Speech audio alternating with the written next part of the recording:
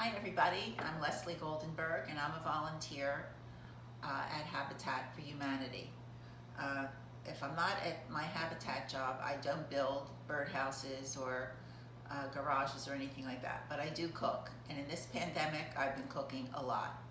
But I always like to find easy recipes that don't destroy my kitchen or use dozens of pots, pans, and utensils. And this is the recipe for you, for any busy woman, mom, single woman,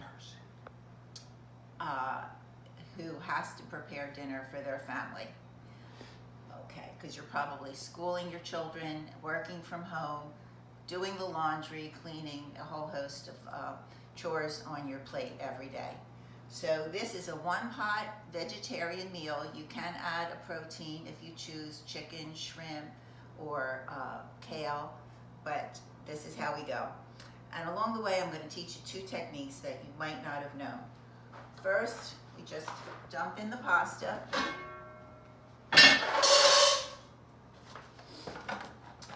Then we add this large 28-ounce can of tomatoes, diced. And because we have a pound of pasta, I like to add an additional small can of the chopped tomatoes. Here is half of a medium onion sliced.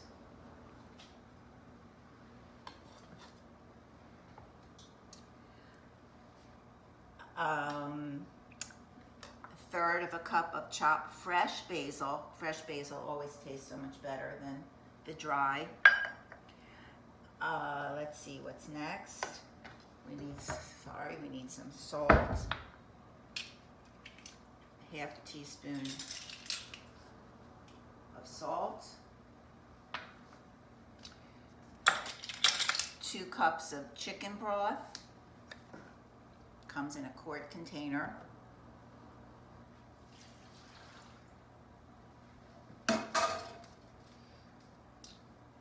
We want a 1/4 teaspoon of red pepper flakes. That's optional if your family doesn't care for spiciness. Let's see, 1 teaspoon of oregano.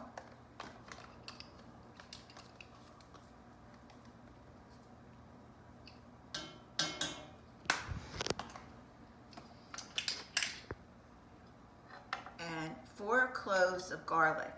I chopped 3 already, but I wanted to show you, it's a little technique I learned over the years.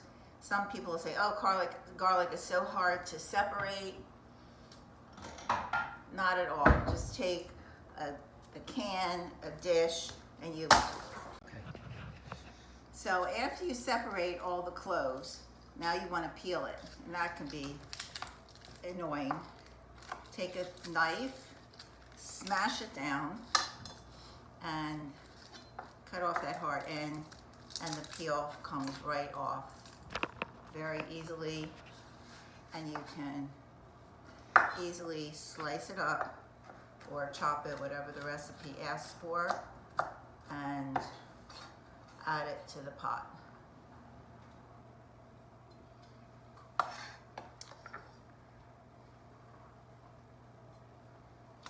And we need one more ingredient, tablespoon of olive oil.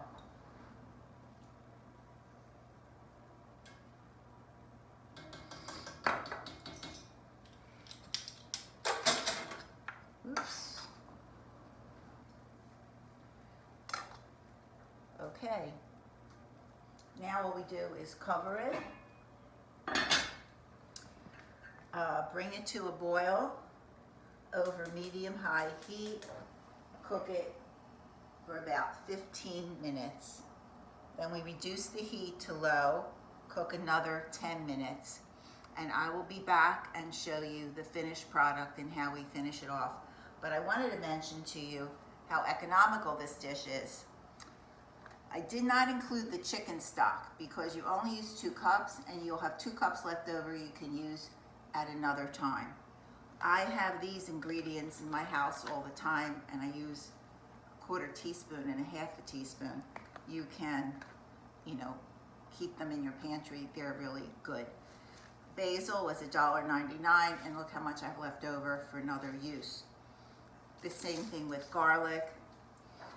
Later on, we're going to add spinach, and this huge box of spinach was $5.